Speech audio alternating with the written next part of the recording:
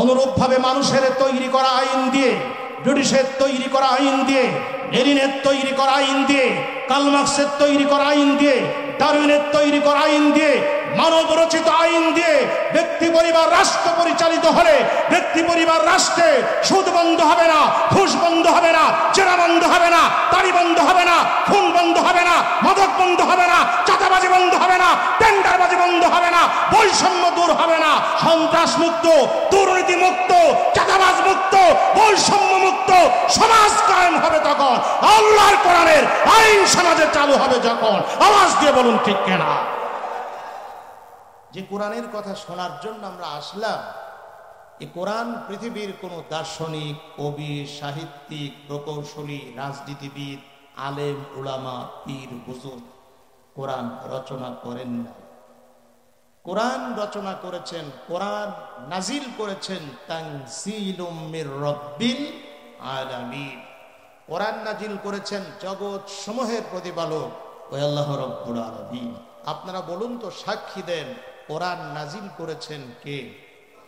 একটু সবাই বলুন, কষ্ট হচ্ছে আপনাদের, একটু আওয়াজ দিয়ে বলুন, কোরআন নাজিল করেছেন কে? প্রিয় ভাইরা আমার, আল্লাহ পাক বলেন যদি কোরআন নবীর এটা রচনা করতেন, মানে আল্লাহর নবী যদি লিখতেন, তাহলে আল্লাহ কি করতেন? আল্লাহ বলছেন, আল্লাহ রাব্বুল আলামিন বলেন, ওয়ালাউ তাকাওয়ালা আলাইনা বাদাল আকাবিল লাআখাযনা মিনহু বিল ইয়ামিন সুম্মা লাকাতানা মিনহুল ওয়াতিন। আল্লাহ রাব্বুল আলামিন বলেন, দুনিয়ার মানুষ শোনো, আমি আল্লাহ যে কোরআন নাজিল করেছি, এই কোরআন যদি মুহাম্মদ সাল্লাল্লাহু আলাইহি ওয়াসাল্লাম কোরআনের ভিতরে যদি একটি আয়াত যদি ঢুকিয়ে দিতেন, আমি আল্লাহ পাক আমার নবীকে ছাড় দিতাম না। আমি আল্লাহ পাক আমার ডান হাত দিয়ে তাকে ধরতাম এবং তার কণ্ঠ নারীকে কেটে ফেলে দিতাম। তাহলে বোঝা গেল কোরআন এটা দুনিয়ার কোনো মানুষ রচনা করেন নাই, দুনিয়ার কোনো নেতা কোরআন রচনা করেন নাই, দুনিয়ার কোনো পীর সাহেব কোরআন লেখেন নাই, দুনিয়ার কোনো মাওলানা কোরআন লেখেন নাই। কোরআন রচনা করেছেন, কোরআন নাজিল করেছেন আল্লাহ রাব্বুল আলামিন। আওয়াজ দিয়ে বলুন ঠিক কিনা? আমার বন্ধুগণ, এই কোরআন যে আল্লাহ নাজিল করেছেন, শুধু আমরা মুসলমানরা বলি না, বরং এই পৃথিবীতে কাফের যারা, মুশরিক যারা, তারাও স্বীকার করেছে যে কোরআন আল্লাহ নাজিল করেছে। কোরআন মুহাম্মদ সাল্লাল্লাহু আলাইহি ওয়াসাল্লামের বানানো কিতাব নয়, কোরআন কবির বানানো কিতাব নয়, সাহিত্যিকের বানানো কিতাব নয়। কাফির বেঈমানরা তারাও স্বীকার করেছে, খ্রিস্টানরাও স্বীকার করেছে, ইহুদিরাও স্বীকার করেছে, কাফের বেঈমানরাও স্বীকার করেছে যে কোরআন আল্লাহর কিতাব, এতে কোনো সন্দেহ নাই। আবিসিনিয়ার বাদশাহ খ্রিস্টান ছিল, নাম আসহামা।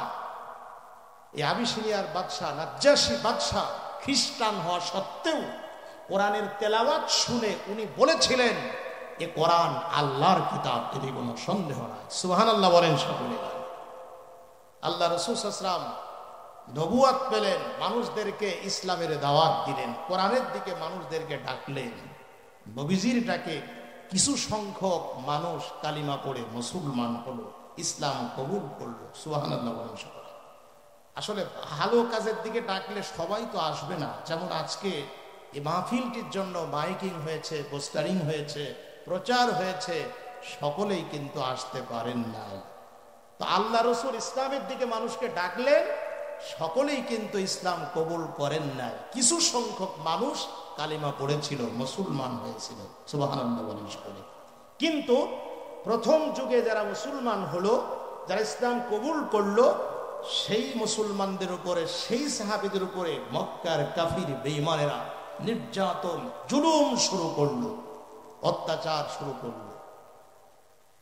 সম্মানিত ভাইয়েরা আমার, এই জুলুম আর নির্যাতন সইতে না পেরে সাহাবা একরাম নবীজির সঙ্গে পরামর্শ করলেন, বললেন, ইয়া রাসূলুল্লাহ সাল্লাল্লাহু আলাইহি ওয়াসাল্লাম, আমাদের তো মক্কায় টিকে থাকা, মক্কায় বসবাস করা খুব কষ্ট হচ্ছে। আপনি যদি পারমিশন দেন আমরা আবিসিনিয়ায় হিজরত করব। আমরা শুনেছি আবিসিনিয়ার বাদশা যদিও খ্রিস্টান, তারপরেও তার ভিতরে মানবতা আছে, দয়া আছে, মায়া আছে। আশা করা যায় আবিসিনিয়ার বাদশা খ্রিস্টান, বাদশা আমাদেরকে নিরাপত্তা দেবে।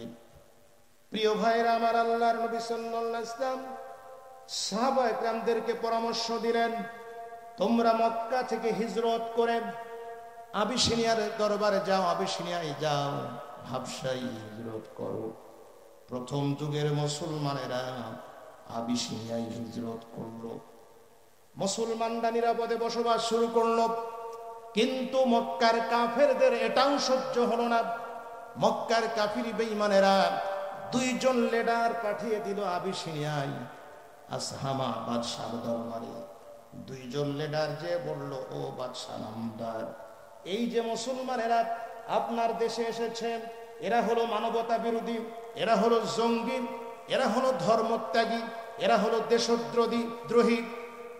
আমার বন্ধুগণ, ওই কাফির বেঈমানেরা বলল, এই মুসলমানদেরকে ফেরত নেওয়ার জন্য আমরা এসেছি, আমাদেরকে আমাদের সঙ্গে মক্কায় ফেরত দিতে হবে। কিন্তু আবিসিনিয়ার বাদশা আসহামা ওই মক্কার দুইজন কাফের লিডারকে বলল, তোমাদের বক্তব্য শুনলাম, তোমরা এবার থামো, আমি এবার মুসলমানদের কাছে জিজ্ঞেস করব কেন মক্কা থেকে আমার দরবারে হিজরত করে এসেছে। আবিসিনিয়ার বাদশা ওই মুসলমানদের ডাক দিয়ে বললেন, সাহাবীদের ডাক দিয়ে বললেন, কেন তোমরা মক্কা থেকে হিজরত করে আসলে তোমরা বলো। তখন হযরতে জাফর রাদিয়াল্লাহু তাআলা আনহু উনি দাঁড়িয়ে বললেন, বাদশা নামদার, আমরা আপনার দেশে কেন হিজরত করে এসেছি শোনেন। আমরা ছিলাম মূর্তি পূজক, আমরা আগুন পূজা করতাম, গাছ পূজা করতাম, মাছ পূজা করতাম, নিজের মেয়েদেরকে নিজেরা জীবন্ত কবর দিতাম, মদ পান করতাম, জিনা করতাম, দুর্নীতি করতাম, চাঁদাবাজি করতাম, টেন্ডারবাজি করতাম। এমন কোন খারাপ কাজ নাই যে আমরা করতাম না। আমরা যখন জাহিলিয়াতের নিকোষ আধারে নিমজ্জিত হয়ে জীবন যখন ধ্বংস হয়ে যাচ্ছিল, ঠিক ওই সময় আল্লাহর নবী আমাদেরকে পড়ালেন কালিমা লা ইলাহা ইল্লাল্লাহ। পড়েন সকলে, লা ইলাহা ইল্লাল্লাহ, লা ইলাহা ইল্লাল্লাহু মুহাম্মাদুর রাসূলুল্লাহ সাল্লাল্লাহু আলাইহি ওয়াসাল্লাম। শোনেন বাদশা নামদার, আমরা যেদিন কালিমা পড়লাম, যেদিন আমরা মুসলমান হয়ে গেলাম, সেদিন থেকে চুরি বন্ধ করে দিলাম, জেনা বন্ধ করলাম, ধর্ষণ বন্ধ করলাম, ডাকাতি বন্ধ করলাম, লুট বন্ধ করলাম, মূর্তি পূজা বন্ধ করলাম, আগুন পূজা বন্ধ করলাম, মদ খাওয়া বন্ধ করলাম, অশ্লীলতা বেহায়াপনা বন্ধ করে দিলাম, নিজের মেয়েদেরকে রানীর সিংহাসনে বসালাম। যেদিন থেকে আমরা কালিমা পড়লাম, সেদিন থেকে সব রকমের খারাপ কাজ পরিত্যাগ করে ভালো কাজে অংশ নিলাম। এই যে আমরা ইসলাম কবুল করে ভালো কাজ করছিলাম, মক্কার এই কাফেরদের সহ্য হয় নাই। মক্কার কাফেররা আমাদের উপর অত্যাচার করেছে, কাউকে বা লোহার রড গরম করে শরীরে ঠেকিয়েছে, কাউকে বা চাবুক দিয়ে গোটা শরীরটা রক্তাক্ত করে দিয়েছে, কাউকে বা আগুনের উত্তপ্ত কয়লা জ্বালিয়ে সেই আগুনের উপর রেখে আমাদেরকে কষ্ট দিয়েছে। জুলুম নির্যাতন সহ্য করতে না পেরে আপনার দরবারে আমরা হিজরত করে এসেছি। আপনি এখন যদি আমাদেরকে আপনার দেশে রাখেন তাও আলহামদুলিল্লাহ, আর যদি দেশ থেকে তাড়িয়েও দেন আমরা কখনো ইসলাম ত্যাগ করব না। আমার বন্ধুগণ, আবিসিনিয়ার খ্রিস্টান বাদশা মুসলমানদের কাছ থেকে এই বক্তব্য শুনে উনি বিশ্বাস করলেন। এবার ডাক দিয়ে বললেন, ও মুসলিম জাফর, তোমার বক্তব্য শুনেছি, তোমার বক্তব্য আর দেওয়া লাগবে না, তবে তোমার মুখ থেকে একটুখানি কোরআনের আয়াত আমি শুনতে চাই, তোমার মুখ থেকে তেলাওয়াত করো কোরআন। হযরত জাফর রাদিয়াল্লাহু তাআলা আনহু সেদিন কোরআনুল কারীম সূরাতুল কাহফের সেদিন কুরআনুল কারীম সূরাতুল মারিয়ামের প্রথম দিক থেকে তেলাওয়াত শুরু করলেন। কাফ হা ইয়া আইন সাদ যিকরু রাহমাতি রাব্বিকা আবদাহু যাকারিয়া ইয নাদা রাব্বাহু নিদাআন খাফিয়া। জোরে বলেন আল্লাহু আকবার। হযরতে জাফর যখন তেলাওয়াত করল কোরআনের আয়াত, খ্রিস্টান বাদশার চোখ দিয়ে টপ টপ করে পানি পড়ল। খ্রিস্টান বাদশা সহ খ্রিস্টান পাদ্রীরা ওই জাফরকে বললেন, ও জাফর, তুমি যে কোরআন থেকে তেলাওয়াত করলে, আমরা বিশ্বাস করি এই কোরআন নবীজির বানানো কিতাব নয়, মানুষের বানানো কিতাব নয়, কবির বানানো কিতাব নয়, এই কোরআন হচ্ছে আল্লাহর কিতাব। জোরে বলেন আল্লাহু আকবার।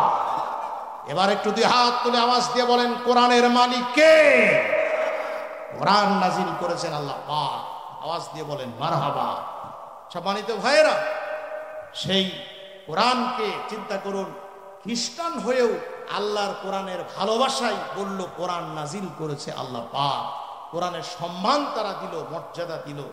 অথচ আমাদের এই সমাজে, এই পৃথিবীতে এমনও মুসলমান আছে তাদের কাছে আল্লাহর কোরআনের মর্যাদা নেই, সম্মান নেই, ইজ্জত নেই।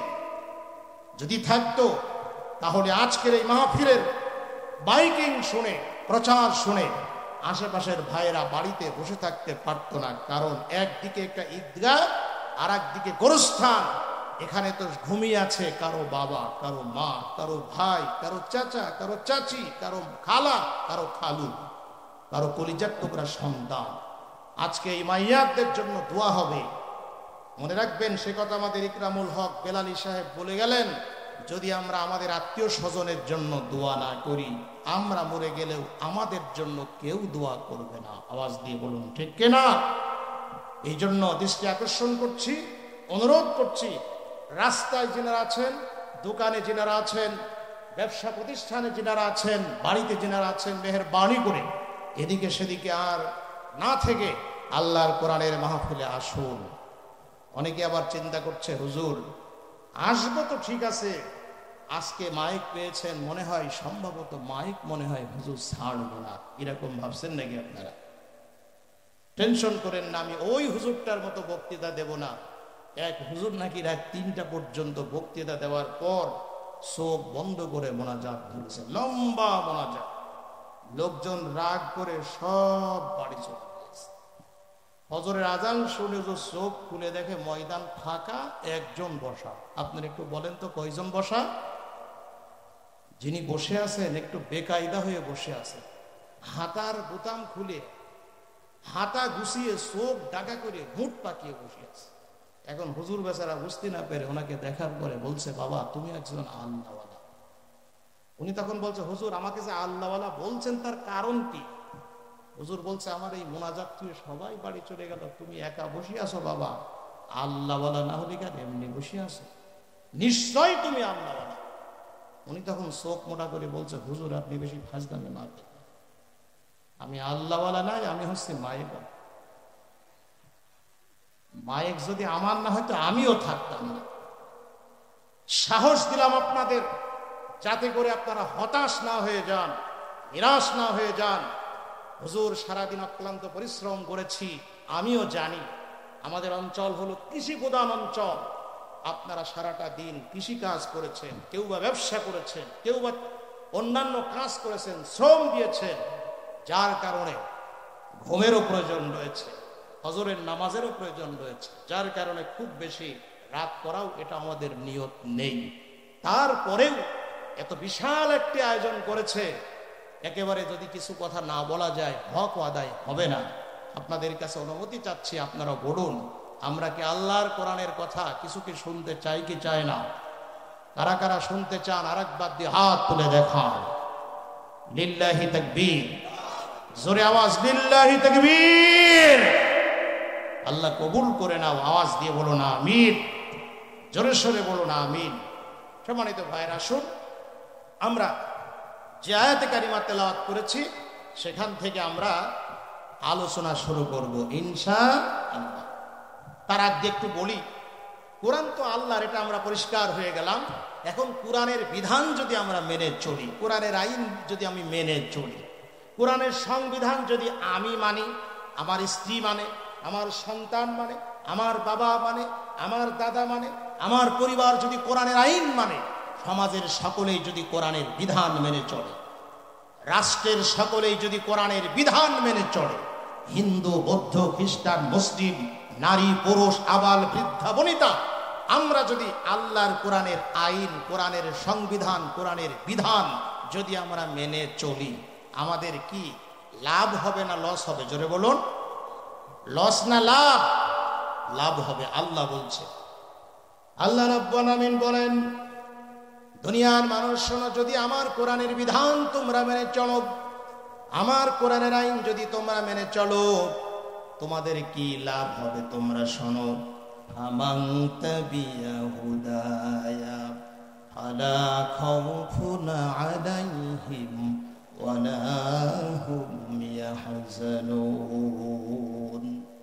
আল্লাহ রাব্বুল আলামিন বলেন, আমার কোরআনের নিয়ম নীতি, আমার কোরআনের আইন, আমার কোরআনের সংবিধান যদি তোমরা মেনে চলো, এই দুনিয়ার জীবনে তোমাদের কোনো ভয় থাকবে না।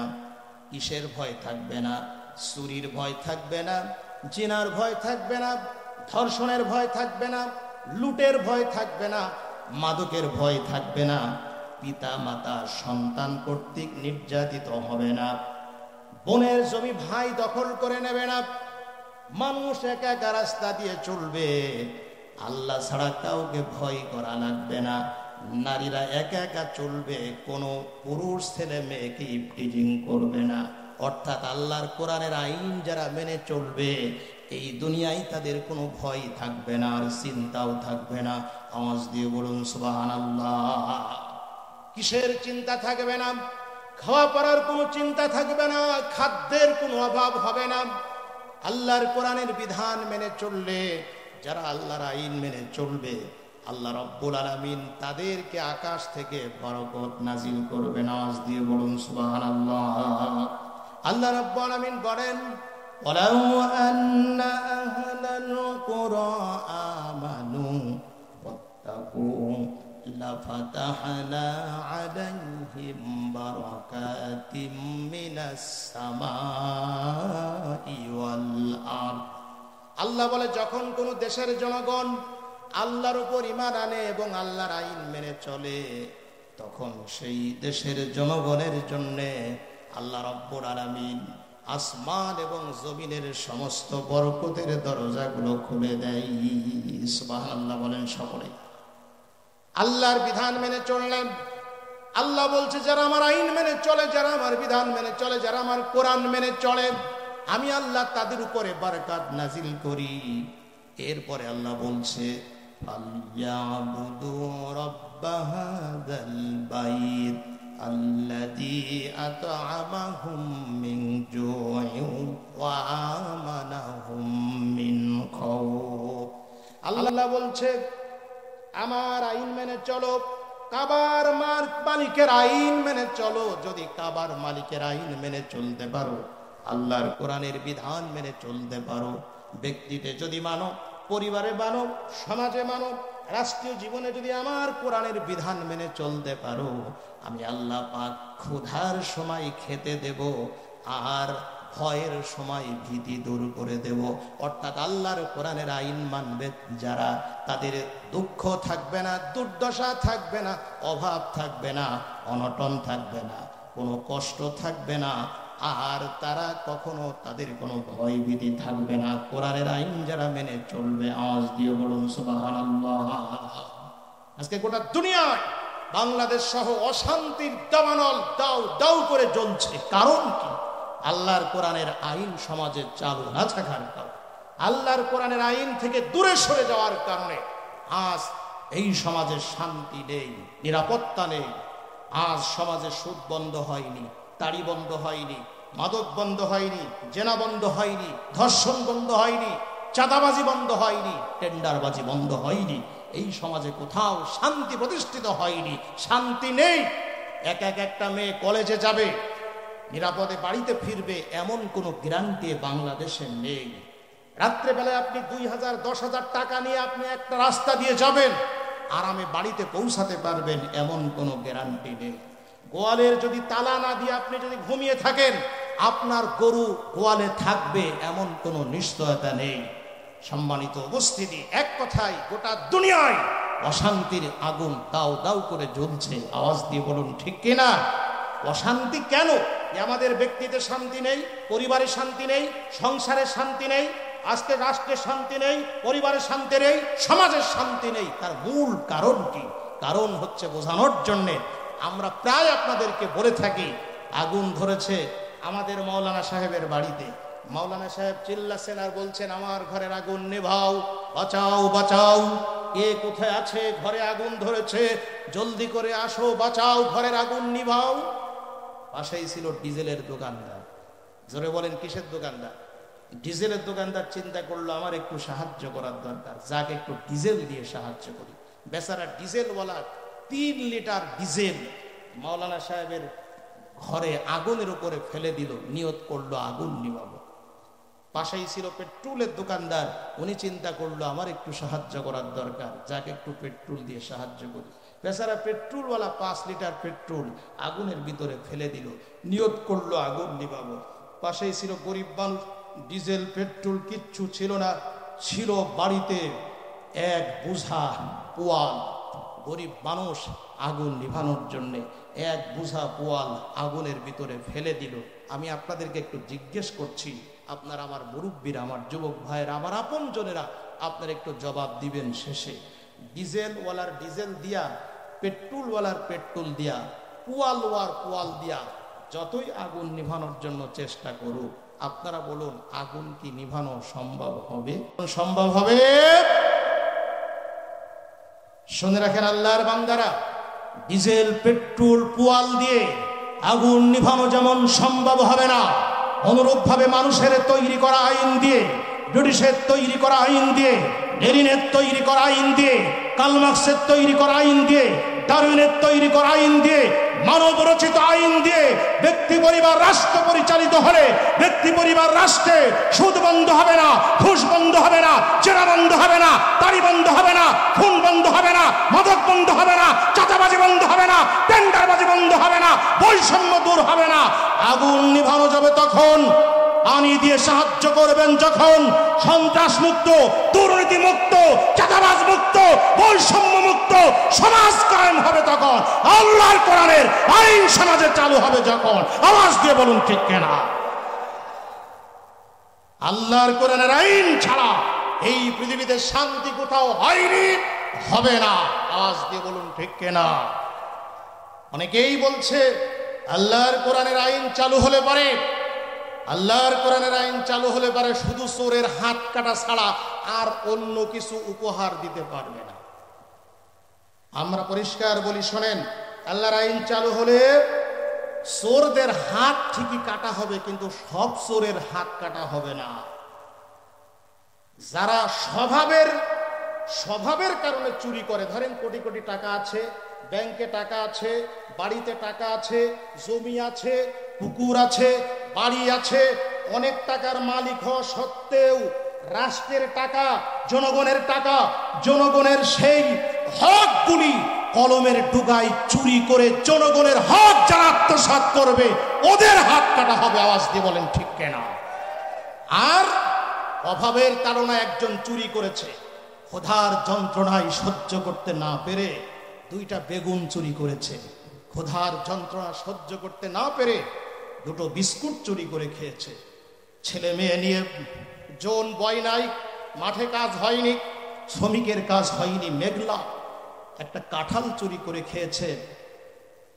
সেই কাঁঠাল চুরি করার কারণে, বিস্কুট চুরি করার কারণে, বেগুন চুরি করার কারণে, মূলা চুরি করার কারণে চোরের হাত কাটা হবে না, বরং এই চোরদেরকে রাষ্ট্রীয়ভাবে তাদের টাকা হবে, তাদের টাকা পয়সা দেওয়া হবে এবং তাদের কর্মের ব্যবসার ব্যবস্থা করে দেওয়া হবে। আওয়াজ দিয়ে বলেন আল্লাহু আকবার।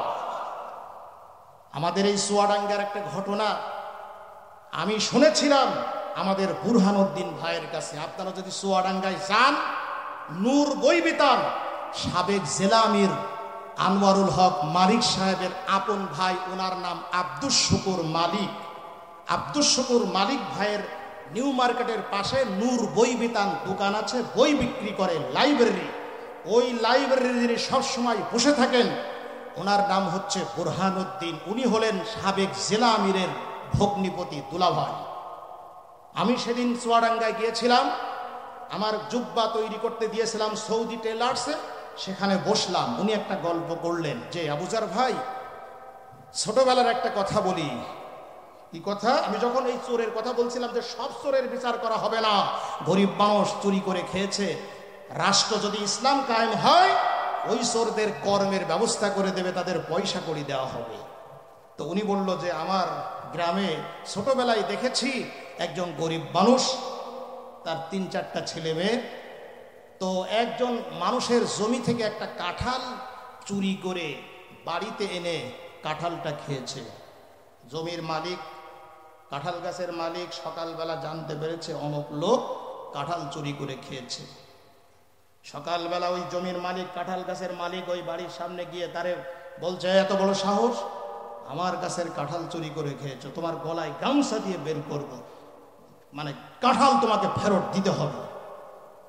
বলছে সেই সময় আমি উপস্থিত হলাম। বুরহানুদ্দিন ভাই বলছে, এটা বহু দূরের কথা নয়, আমাদের বাড়ির কাছের কথা, আমি আপনাকে বোঝানোর জন্য বলছি। বুরহান ভাই লাইব্রেরিতে বসে, ভাই চেনে, সবাই চেনে। তো বুরহান ভাই বলছে আমি সেখানে উপস্থিত। আমি তখন জিজ্ঞেস করলাম, যে লোকটি কাঁঠাল চুরি করেছে, আমি তাকে জিজ্ঞেস করলাম, ভাই তুমি কাঁঠাল চুরি করেছো কেন? তখন ওই গরিব মানুষটা বলছে, ভাই আজকে কয়েকদিন হলো আমি তো জন খেটে খাই, লেবারি করে খাই, শ্রমিকের কাজ করি, কয়েকদিন হলো আমার কাজ বয়নি, বৃষ্টি হয়েছে, আমার সন্তানগুলি না খেয়েছিল, আমি এই জন্য ওই মাঠ থেকে একটা কাঁঠাল এনে কাঁঠালটা সিদ্ধ করে আমার ছেলে মেয়েগুলোরই খেয়েছি। বুরহান ভাই এই কথা শুনে বুরহান ভাই বলছে, আমি তখন কাঁঠালের মালিককে বললাম, চাচা আপনার কাঁঠালের দাম কত?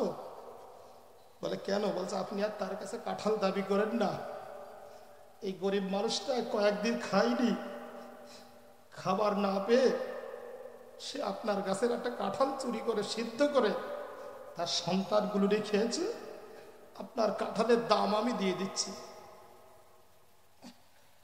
সম্মানিত ভাইরা, এই কথাটা যখন বলছিল আমার খুব খারাপ লাগছিল। তারপরে বললো, কাঁঠালের মালিক তখন হাওমা করে কেঁদে ফেললো। কাঁঠাল গাছের মালিক বলছে, বোরহান আমি তো বুঝতে পারিনি, ওরা এত অভাবে ছিল, কাঁঠাল একটা নাই, আমার কাছের কাঁঠাল সবগুলো ওদের আমি দিয়ে দেবো। সুবহানাল্লাহ বলেন সকলেই। তো আমি আপনাদের এই এক্সাম্পলটা কেন দিলাম? বুঝানোর জন্য। অনেকে বলে না যে ইসলামী রাষ্ট্র যদি কায়েম হয়, হুজুররা যদি ক্ষমতায় যায়, চোরদের হাত কাটবে না।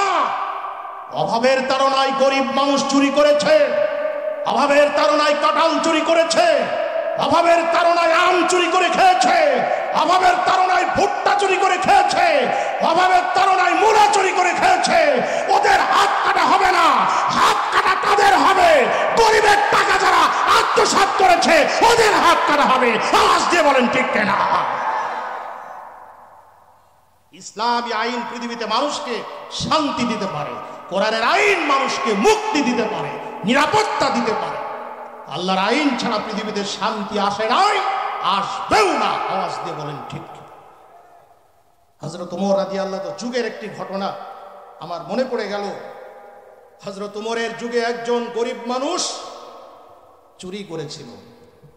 হযরত ওমর রাদিয়াল্লাহু তাআলা ডাক দিয়ে বললেন, কি ব্যাপার ভাই? চুরি কাজ, এটা তো ছোট কাজ, খারাপ কাজ, কেন তুমি চুরি করেছ? চুরি করার কারণটা তোমার কি? তখন ওই চোর হযরত ওমর রাদিয়াল্লাহু তাআলা আনহুকে ডাক দিয়ে বললেন, ও খলিফাতুল মুসলিমিন হযরত ওমর, আমি চুরি করেছি, ইচ্ছা করে চুরি করি নাই, আমি ক্ষুধার যন্ত্রণা সহ্য করতে না পেরে চুরি করে খেয়েছি।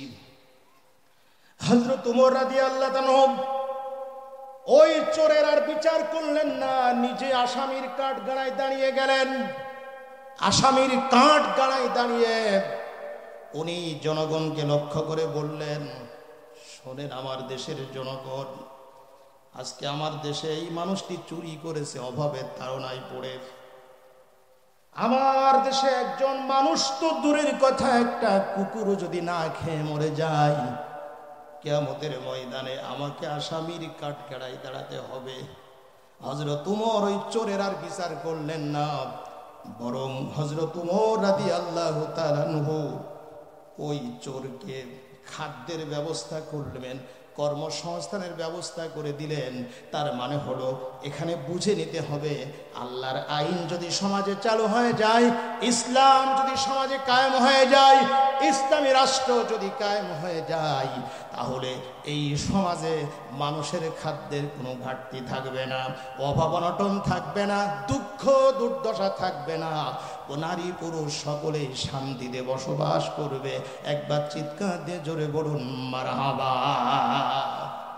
আমার তরুণ ভাইরা, যুবকেরা, আপনারা যদি ইসলামকে বিজয় করার জন্য, আল্লাহর কোরআনের রাজ কায়েমের জন্য, কালিমার পতাকা উড্ডীন করার জন্য আর একবার যদি খালিদ বিন ওলীদের মতো, ইখতিয়ার উদ্দিন মুহাম্মদ বিন বখতিয়ার খিলজির মতো, সালাউদ্দিন আইবের মতো, তারিক বিন জিয়াদের মতো ময়দানে ঝাঁপিয়ে পড়তে পারেন, আগামীর বাংলাদেশ হবে ইসলামের বাংলাদেশ, আগামীর বাংলাদেশ হবে আল কোরআনের বাংলাদেশ। আওয়াজ দিয়ে বলেন ঠিক কিনা? সম্মানিত ভাইরা, আসুন তাই আল্লাহর জমিনে আল্লাহর দ্বীনকে বিজয় করার জন্য আমরা সকলে ঐক্যবদ্ধ।